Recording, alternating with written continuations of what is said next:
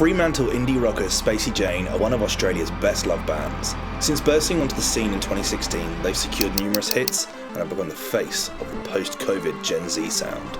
Welcome back to Who the F***. It's the show that aims to take a deep dive in some of the acts performing across festival season in 2022. In today's episode, we're looking at one of my favourite bands that I've discovered over the last probably 2-3 years. We're of course talking about Spacey Jane. If you've never heard of them before, especially from the UK, you might not have heard of them. They're an amazing band from Western Australia, so without further ado, if you've never heard of them before, hopefully this video will help answer the question, who the f*** is Spacey Jane?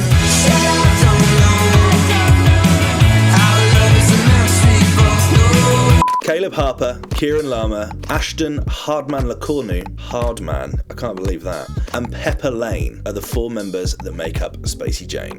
Their sound is described as indie rock or garage rock, reminding us of people like Vampire Weekend, The Kooks or early Kings of Leon. When describing their sound, they told DIY Mag that they hope their music helps people understand that feeling shit is normal and you shouldn't panic and try to fix it overnight. Caleb and Kieran grew up together playing in a local band, Sick Gino, in Geraldtown.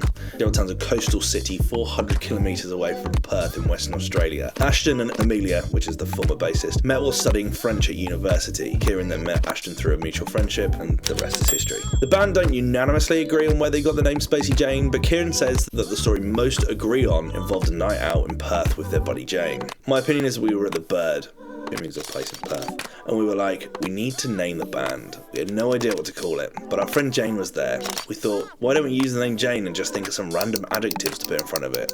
Spacey sounded the best, and it stuck. In August 2017, the band independently released their debut single, Still Running.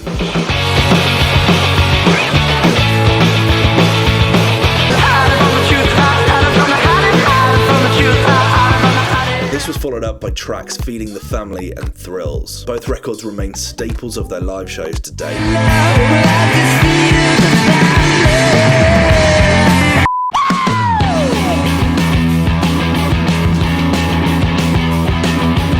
The former was labelled as an immediate radio success on local Western Australian radio stations. In November 2017, the band released their debut EP, No Way to Treat an Animal. 2019 started with a bang for the band, releasing their single Good Grief, which was a taste of something much bigger to come.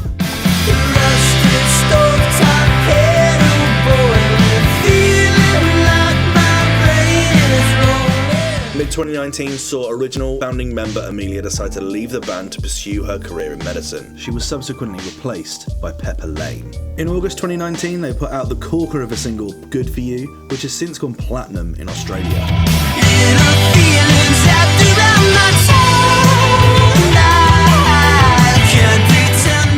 In February 2020, they announced their debut album Sunlight through AWOL, that's Artists Without a Label, God bless them. Remember February 2020, when we still had no idea what was to come. A major turning point for the band came with the release of Booster Seat in mid-2020.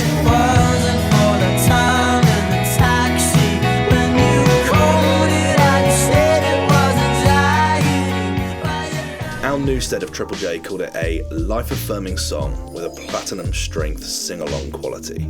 Fellow Aussie legends and music club favourites Ocean Alley described the record as a warm and nostalgic masterpiece with thoughtful storytelling and instrumentation to match. Booster Seat went on to go 3 times platinum in Australia, won the Single of the Year of the 2021 ARIA Awards. It went to number 2 on Triple J's Hottest 100 for 2020, losing out to Glass Animal's iconic Heat Waves. They released their debut album Sunlight on June the 12th, 2020, to relative critical acclaim, scoring 70 on Metacritic. Enemy scored the album 4 out of 5, claiming, as huge as Spacey Jane's sound on Sunlight, it's never at the expense of their heartfelt honesty. All the jagged edges and conflicting genres are somehow smoothed out under their command, and there's not a moment of their ambitious vision that feels uncomfortable. The record featured all previous singles, as well as my personal favourite and set opener, Weightless.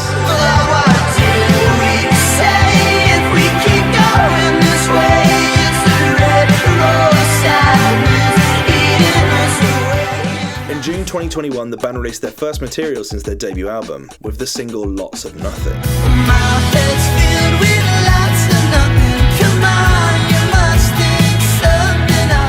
This would go on to be the first single taken from the band's sophomore album, which was then followed up with the brilliant up-tempo Lunchtime.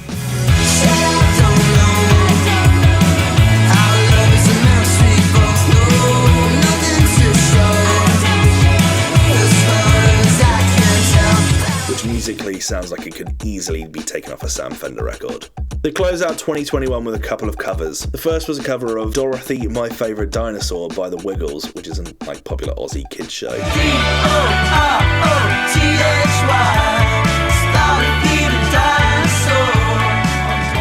And a cover of the Beatles' Here Comes the Sun for Triple J's Like a Virgin in January.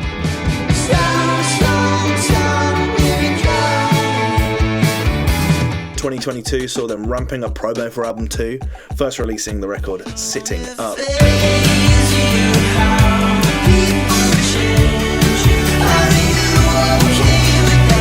This was followed up in April by the very intimate It's Been a Long Day. You don't have to talk to me if you don't want to, I won't hold you to that.